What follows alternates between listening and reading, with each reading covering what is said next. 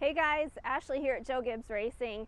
I'm so excited for this next episode of Beyond the Car at JGR because we're going to go talk to one of the employees that's been here since day one. She is the glue that holds this organization together. So let's go catch up with Robin Lambe, an executive assistant here at Gibbs Racing. Hi, my name is Robin Lambe and I am from Charlotte. I think I'm one of the few native Charlotteans here at Gibbs Racing. I've been here my whole life, and I grew up about 4 miles south of here from the race shop. So this is my stomping ground, and I started here in 1991 when the team first began, and my job is executive assistant, and I work for 3 or 4 of the managers that we have now. I sort of had a different start in racing compared to most people. I spent my 20s trying to figure out who I was and what I wanted to do with my life. So I graduated from college, majored in math and engineering, and I went to Alaska for 2.5 years and did some mission work, and then traveled with a music ministry team around the world for 1.5 years. And then I taught school for a little bit, just trying to figure out who I was. And I landed a job in construction, and I was there for 3 years, and then the company was sold to another owner in Britain, and so they decided to lay off, and the last ones hired were the first to go. So of course I was laid off, and now I'm looking for a job again, and I found out there was a race team that was going to be opening here in Charlotte, and someone suggested, hey, they need a secretary. So I went over and applied for the secretary job, and they said, sorry, we just hired a secretary, but we need somebody to do the accounting. Well, since I had accounting, a little bit of accounting in college, I was a math major, I was an engineer, so they thought, well, maybe I could do well in this environment. So they took a chance on me and gave me the job. So my first year here, I was doing the accounting for Gibbs Racing. I did the accounting for about a year, and the secretary they had hired, she left the company, and so there was an opening. So I'm like, let me move over because I'm better with people than I am numbers. So then I became the office girl, so to speak. So for the next 10 years, I spent my time learning racing, learning HR, learning DOT compliance, OSHA, all those things, and assisted Jimmy Maycar, the crew chief at the time, and the team manager. I assisted him with things, and so it's just been a crazy journey to see how I got from there to here. And now I work for 4 of the managers and do a lot of the work that NASCAR requires from the teams, and then do the weekly reports, and then I get to do fun stuff like Ladies Night Out, the blood drive, our annual Cookies for Kids Cancer bake sales, and so I get to do some of the fun stuff, and that gives me a lot of joy. It's interesting to me to think that we started with about 12 or 15 people our first year in '91 that were building the team so that we could begin racing in 1992. So I was reflecting on just thinking about all the people that have passed through these doors and how special they are, and I was reminded I had this sheet, and it's got our chronological hire dates of the people who came, and I think I was like number 4 after you hired the big dogs, which is of course Joe, he owns the place, and then Dale Jarrett was our driver, and they hired Jimmy Maycar, and then Don Meredith came from Florida to be the business guy. So I think I was like number 4 after that, and just to be a part and see how we've gone from 18 or so our first season to now we're over 600 people. And when I look at the sheet, it's interesting because we kind of grew in waves. Like we hired at the end of '91 when racing was wrapping up, we hired a whole bunch of guys from other teams that wanted to come take a chance and do something miraculous through Gibbs Racing. So we brought those on board, and then a couple years later the Gibbs family wanted to go into drag racing. So, oh my goodness, well, let's start a drag racing team. So in Indianapolis, we formed a team and hired about 18 people there on the spot. And then years later, we added the Tony Stewart team, a second car, we added a bunch of people. And then we bought Diamond Ridge Motorsports back in the day. So we hired 40 people overnight. So just thinking about the groups of people that have come in and how we've grown and grown and grown. And I know that of the original people, there's 3 of us here now from the first days.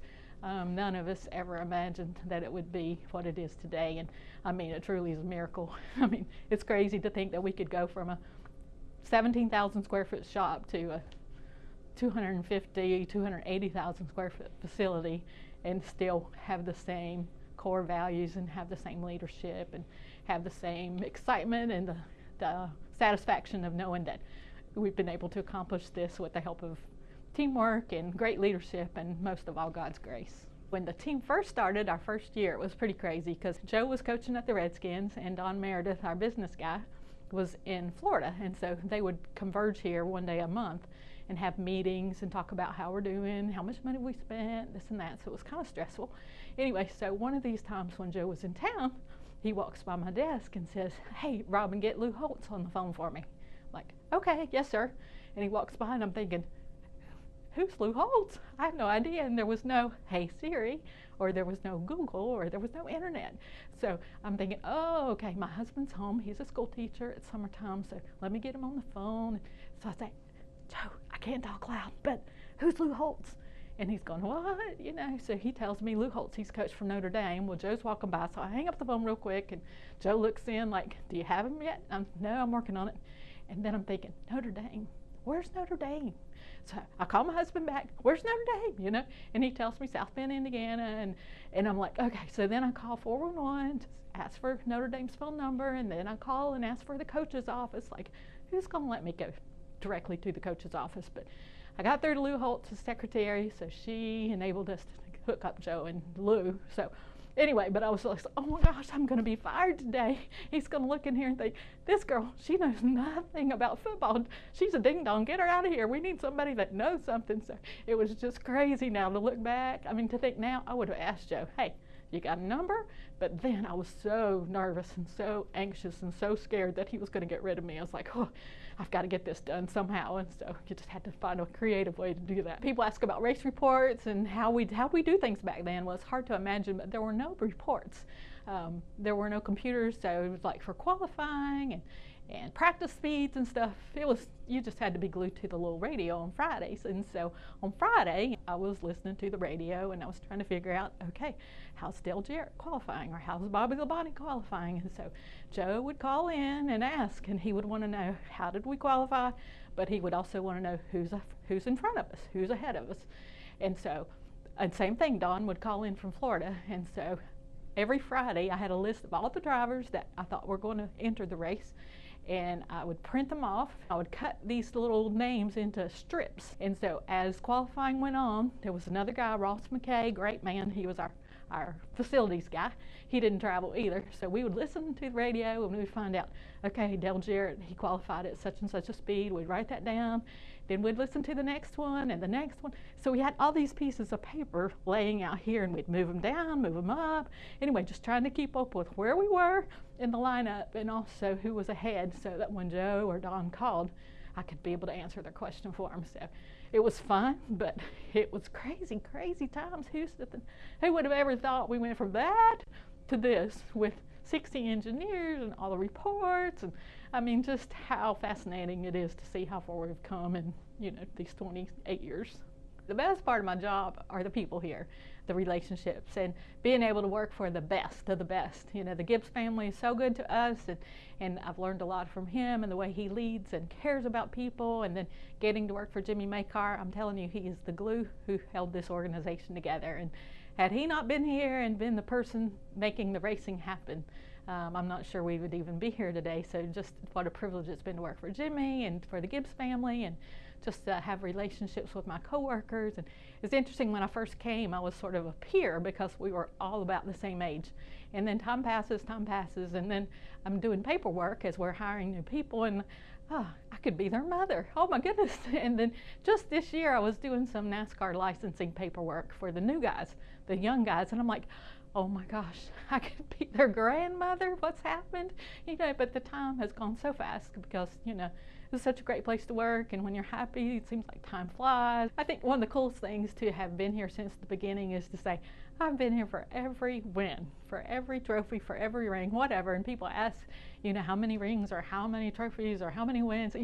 I really don't know. I've lost count, which is, a great thing, a blessing to be able to lose count of those things, but just to be a part of that along the way. But there's always going to be a few times that stick out in your mind, and I think of winning going to the Super Bowl in 1992, since Joe was still coaching and we were really small. There were so few of us that he could take us to the Super Bowl that year. So all of us and our spouses or guests got to go to the 1992 Super Bowl when the Redskins beat the Buffalo Bills, woohoo, in the Minneapolis Metrodome. So that was a really cool experience, something I would have never gotten to do otherwise. And then Dale Jarrett's first win with us was believe it or not, the Daytona 500, and here we are, this fledgling team in our second year, and we come out of the gate and we win the 500. It was like, that was crazy. And we had flowers and cards and gifts and food baskets for the whole week, and it was just so cool. But I'd never been in racing before, so I really didn't appreciate it until the next year we won the Charlotte race with Dale in the fall, and it's like, where's all the stuff? Gosh, I mean, I think we got one basket from Leo Jackson. He's the best. He always congratulated us every time we won. But it's like, and somebody said, well, it's not the 500, and I'm like, oh man, you know. So I didn't really grasp what we had done until years later, and then to think, oh well, we'll do it again. Well, it took us many years. You know, it was 2016 before we won our next 500. So to be able to just look back on that and really see the value and the accomplishment that truly was for a fledgling team. But again, it's all by God's grace, because we were just a crazy bunch of hoodlums that came together to try to do something big, and so that was cool. And then Bobby's first win at Charlotte, of course, in 1995. And then when he won the championship in 2000, that was really cool, because again, we all got to go to New York to celebrate. And I remember those early meetings in 92 and 93 and 94. Every time Joe came to town, we'd have a team meeting, and he'd pull us all together and he'd say, okay, when we win the championship, we're all going to New York. We're all going to celebrate. Well, we kept growing and growing and growing. So when he said that to 15 or 17 of us, it made sense. But then in 2000, when Bobby Labonte finally won, there's 85, 90 people, so you say that times 2, and so, you know, there's about 200 crazy people, you know, converging on New York to celebrate that first championship. So that was really special to me. And then 2 years later, we were fortunate to win one with Tony Stewart. We were in Pontiacs then, and to be able to share that with Tony and his first championship. But again, we've grown, and so it's like, oh, he took us to New York in 2000. He probably won't take us to New York in 2002. But at the meeting before, he said, hey, what I did for Bobby Labonte and Interstate Batteries, I'm going to do for Tony Stewart and Home Depot. So we all went to New York again, which was just awesome. And then we went again in 2005, and he took us back, woohoo, you know, so we're getting comfortable with this New York thing. So then we had this drought of 10 years, so it was like 2015 before we won again. But this time was in Vegas, and he gave us all the option to go to Vegas if we wanted. So again, just helping, just making all of us feel important and feel a part of our successes here as a team is just really special. Oftentimes people ask, hey, what does it mean to work for a company like Joe Gibbs Racing? How do you like it? You know, what's it done? How's it made a difference in your life? And a couple things, I think it's taught me how to care better for people, because the Gibbs family do such a good job at that. And as we've grown as an organization, we've gotten older along the way, as I said. So, but we've also had some coworkers and employees who've gone through some tough situations with their health. And I remember our first one that really hit home to us was our receptionist, Fran, and we tried to walk with her family through that difficult journey. And her husband kind of leaned on us and needed help, needed some encouragement, and so I was able to go with them to doctor's appointments and to sit with her home. And I actually was in the initial meeting with the hospice organization, and through that and other employees we've had since that have had health struggles and have passed away, I've been able to really see the value of hospice and how I think the beauty of that organization, and it sort of drew me into wanting to learn more and maybe to help more. So kind of really as a result of that encounter, I became a hospice volunteer myself. So I volunteer at the hospice house here in the business park every one day a week, and I've been doing that for about 7 years, and that's really become probably my favorite hobby outside of work. During my time here, we've done a lot of cool things over the years, but probably one of my favorite charities is the Cookies for Kids Cancer organization. And we hooked up with them during a time when Taylor Gibbs, JD and Melissa's son, was diagnosed with leukemia. So there's an organization called Cookies for Kids Cancer, and what they do is they sell cookies, they have bake sales, and all the money, the proceeds go to funding pediatric cancer research. So with the Gibbs connection to that organization, then we began having annual cookie sales, and so I think we had our 10th or 11th annual cookie sale this year, and have been able to donate several $1,000s to that organization to help fund pediatric cancer. Being a person that works in the shop, I don't travel on a regular basis, but we have gotten to go to some cool races, the local races. My first one was Rockingham, back in the day when we raced at Rockingham, but we try to go to Martinsville or Bristol or Charlotte or Atlanta, just to the local races that we can drive to, and it's been fun to be a part and to get to see the guys that work here so hard through the week, to actually get to see them in action at the track. But then it's also nice to know that all the work that's being done back here in the shop really has an effect on what happens at the track. So it makes us all feel like a part of the team, and we all know that what we do is important and that we couldn't do it without the teamwork of each other. Probably my all-time favorite paint scheme was a Let's Roll paint scheme, and that was to commemorate the heroes after the 9/11 crisis in 2001. And if you remember, there was a plane that was headed toward DC, and there were passengers on the plane that realized what was going on, so they decided to take it down, and it landed in a field in Pennsylvania. And so as they were working together to figure out what they were going to do, I think the little cue word was "let's roll," and that was the time for those men to take action and to overcome the terrorists on that plane. So a year later, when we went back to Dover, we had a paint scheme to commemorate them and to remember their heroism, and so that's always been a special one, and Bobby Labonte drove that race for us. My husband and I were talking, and he recently retired from teaching, so he's finished his 30 years here. I'm on my 28th year here. When I came, I was single, and then I met him, and then we got married, and then we had a baby, and now she's 23 and she's graduated from college, and so he's ending his career, she's beginning her career, and I'm kind of in the middle, treading water, trying to figure out what's next. But just to think we spent our whole adult life in one place, and we tell our daughter, hey, that's pretty abnormal in this day and time for your parents to work in one place, because all she knows is her dad is a teacher and a coach, and mom works at a race team. And so to think that we've invested almost 30 years of our life in a place like this, it's just been so amazing and just a privilege beyond words. I can't even describe how much it's meant to us.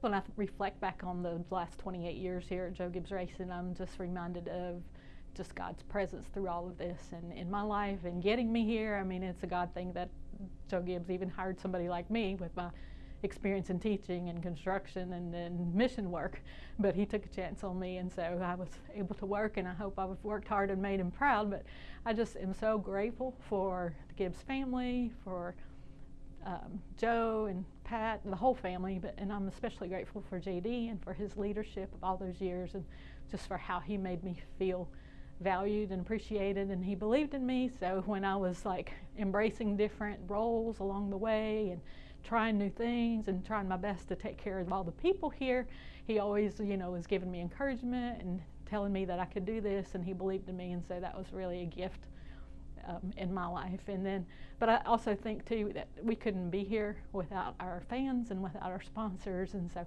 I just want to thank all those people who have supported us from a corporate standpoint or from the fans that come in through the shop. I used to be in the lobby every day, and I could see people and talk to people, and I don't get to do that quite so much anymore, but I do know that without the fans and without their support and without their love of the sport, there's no way we could be doing what we do. So I'm just so grateful that we have the privilege to be doing this, and it's because of you and your support and your faithfulness to us. And words can't grasp how much that means to me.